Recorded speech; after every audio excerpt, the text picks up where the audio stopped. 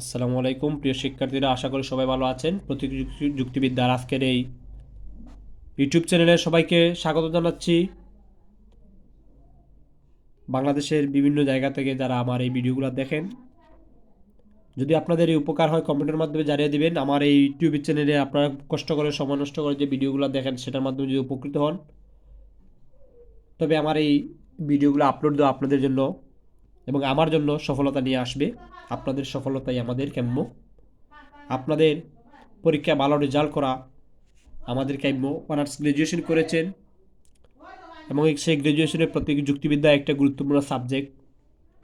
সেই যুক্তিবিদ্যার এই আধুনিক যে প্রতীকী রূপটা নিয়ে আসছে সেটার উপর সবার কাছে অনেক কঠিন মনে হয় এই সাবজেক্টটা, কিন্তু আসলে এই সাবজেক্টটা কঠিন নয়, খুবই সহজ একটা সাবজেক্ট।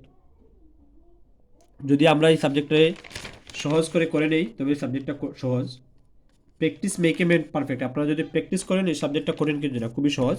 তো আমরা আজকে যে অঙ্কটা করবো সেটা হচ্ছে আকারগত প্রমাণ বৈধতা আকারগত। এটা হচ্ছে বোর্ড প্রশ্ন 2016-তে আসছে, মেবি বোর্ড প্রশ্ন 2016 আসছে। অঙ্কটা একটু কঠিন, কঠিন বলতে একটু লম্বা অঙ্ক, এর জন্য একটু কঠিন। জাস্ট আমি তোমাদের কাছে ভিডিওর মাধ্যমে এটা সহজ করে দেওয়ার চেষ্টা করতেছি। আমি দুইটা অংশ করে নিলাম, কারণ হচ্ছে ওই পাশে যখন আমি এই সূত্রটা প্রয়োগ করবো সাথে সাথে এখানে সূত্রগুলো প্রয়োগ করবো। তোমরা চাইলে দ্বিতীয় হেতুবাক্য দিয়ে শুরু করতে পারো অথবা প্রথম হেতুবাক্য দিয়ে শুরু করতে পারো। তোমার যখন যে হেতুবাক্য দিয়ে শুরু করতে পারো, যখন যে সূত্র তোমার কাছে মনে হবে গ্রহণযোগ্য তখন সেটা দিয়ে প্রয়োগ করে অঙ্কটা যদি করো সমস্যা নাই। আমি যে অঙ্কটা করবো সেম তুমি যখন আমার নিচতেই অঙ্কটা করবা আমার মতো সেম তোমার অঙ্কটা হবে না, বাট এটা ডাজন্ট ম্যাটার। ম্যাটারটা হচ্ছে আমার সূত্রের প্রয়োগগুলো ঠিক আছে কিনা এবং আমার নিয়ম অনুসারে আমার আনসারটা বাইর হয়েছে কিনা। ঠিক আছে, কে কোন সূত্র কখন প্রয়োগ করলো ইট ডাজন্ট ম্যাটার।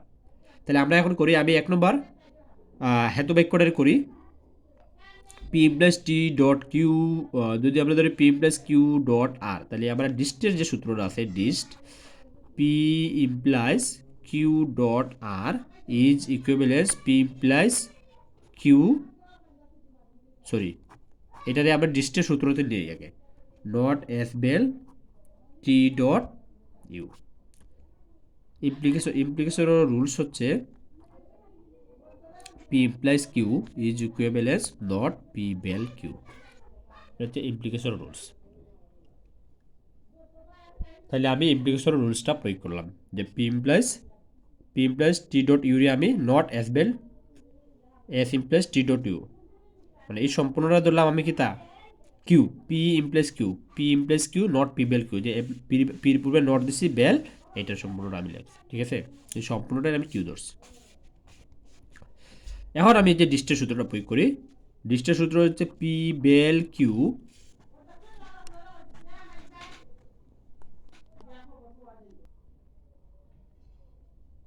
তাইলে p vel q p vel ডিস্টের সূত্র হচ্ছে p vel q dot r, p vel q dot r is equivalence p vel q dot p vel r. ঠিক আছে, তাহলে হচ্ছে যে p vel q dot r, p vel q dot r p vel q dot p vel r, অর্থাৎ প্রথমটা দিয়ে এটার সাথে একবার, আবার প্রথমটা দিয়ে এটার সাথে একবার, দুইবার ভেল চিহ্ন দ্বারা সংযুক্ত করবো আর মধ্যখানে ডট চিহ্ন দ্বারা দেবো। তাহলে আমরা সেম দিই, এটার এই যে নট পি, এটার সম্পূর্ণটা দিলাম নট পি, তাহলে p vel q dot p vel r. এটা করছি কি আমরা 3 নম্বরে ডিস্ট করছি, ছোট হয়ে গেছে। 1 নম্বরে কি করছি আমরা, 3ও করছি আমরা একরে ইমপ্লিকেশন। আচ্ছা, এখন আমরা এর সিম্পলিফিকেশন করে নিই। আচ্ছা, সিম্পলিফিকেশন করবো কিনা যদি দরকার হয় আমি সিম্পলিফিকেশন করে, এই মুহূর্তে করতেছি না। আমরা 2 নম্বরে কাজ করি। 2 নম্বরে আমরা এইটারে আমি এই যে সেম ইমপ্লিকেশন করি, পি এই সম্পূর্ণ হচ্ছে পি ইমপ্লাইজ কিউ আছে, পি ইমপ্লাইজ কিউ থাকলে নট পি বেল কিউ, মানে এটার আগে নট আসবে, নট পি বেল কিউ। 2 নম্বরে আমরা ইমপ্লিকেশন করলাম IMPL নাম্বার 7।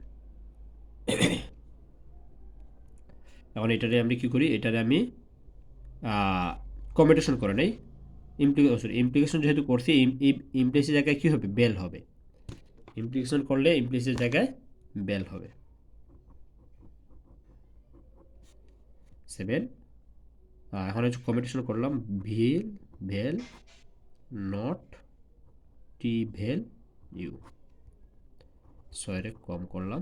কম্পিটিশনের রুলসটা হচ্ছে কম হচ্ছে পি ভেল কিউ যদি থাকে তবে তার পরিবর্তে আমরা কিউ বেল পি লিখতে পারি। পি বেল কিউ থাকলে মানে সাইডটা আমরা চেঞ্জ করতে পারি, পূর্বগ্রে অনুগ আর অনুগ্রে পূর্বক করতে পারি।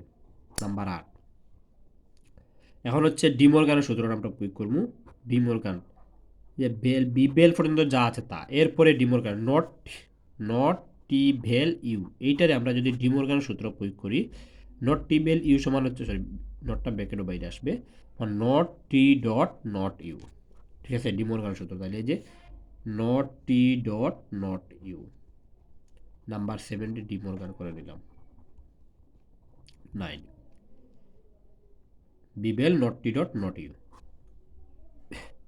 এখন হচ্ছে আমরা আবার ডিস্ট করি, এই যে ডিস্ট এখানে ডিস্ট করছি না, হ্যাঁ এই যে p vel q dot r, p vel q dot r, p vel q dot r সমান কি পি বেল কিউ ডট সমান হচ্ছে p vel q dot p vel r, অর্থাৎ ওইটা b vel not t dot b vel not u. 8 নম্বরে dist করলাম, 8 নম্বরে dist.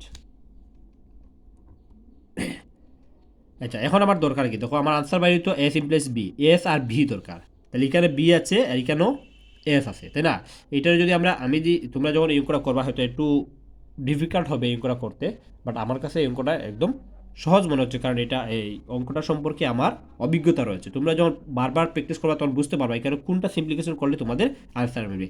এখানে আমি 4 সিম্পলিফিকেশন করে যদি তাহলে কি বেরোবে not s vel t, number 4 আমি সিম্পলিফিকেশন করলাম, ঠিক আছে 10 11 s not s vel t, যে এস পি বেল কিউ সমান কি আমরা পি ইমপ্লাইজ কিউ লিখতে পারি, নট পি বেল কিউ সমান পি ইমপ্লাইজ কিউ, অথবা পি ইমপ্লাইজ কিউ সমান নট পি বেল কিউ লিখতে পারি। তাহলে এখানে তো উল্টাটা আমার আছে, তার পরিবর্তে আমি এটা লিখতে পারবো এস ইমপ্লাইজ টি। নাম্বার 10, নাম্বার 10 আমরা কি করছি, নাম্বার 10 আমরা কি করছি ইমপ্লিকেশন করছি, ইমপ্লিকেশন 11 12। আবার এটারে আমরা সিম্পলিফিকেশন করি বি ভেল নট টি, এই যে ডট ডটের পূর্বকটা সিম্পলিফিকেশন করে নিয়ে আসলাম। নাম্বার 9 এর সিম্পল করলাম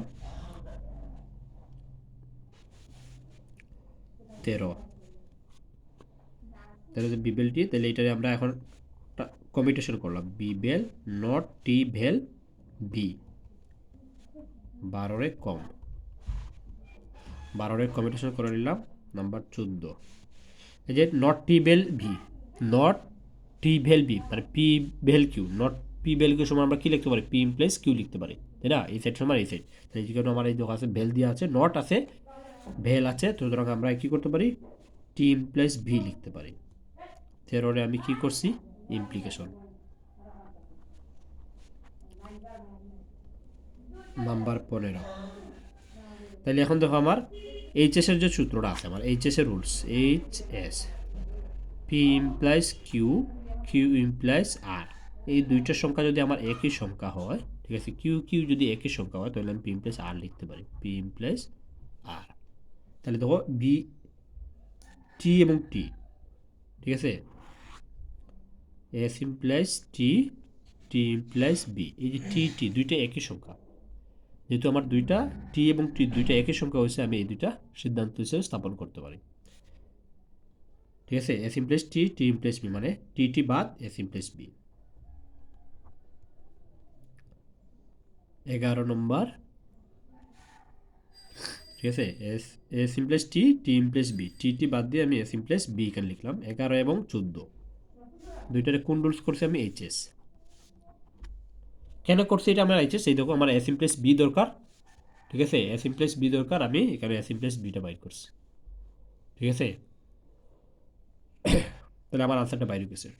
এখন হচ্ছে প্রশ্ন হচ্ছে অনেকেই প্রশ্ন করেন স্যার আমাদের নিচে যে গাইড বইয়ের মধ্যে নিচেতে দেওয়া আছে প্রমাণের বাহ্য বিশ্লেষণ, এই প্রমাণের বাহ্য বিশ্লেষণটা লাগবে কি না।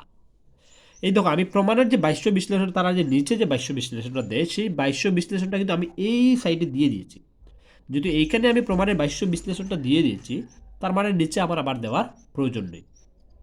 তোমরা যদি কেউ চাও দিতে পারো, বাট আমার কাছে মনে হচ্ছে যে এগুলো দেওয়ার দরকার নাই। পরীক্ষায় এগুলো কোনো মার্কের ক্ষেত্রে এগুলো কোনো এফেক্ট পড়বে না, যেহেতু আমি এই জায়গায় আমি প্রমাণের ভাষ্য বিশ্লেষণটা এই পাশে দিয়ে দিয়েছি। ধন্যবাদ সবাই, ভালো থাকবেন।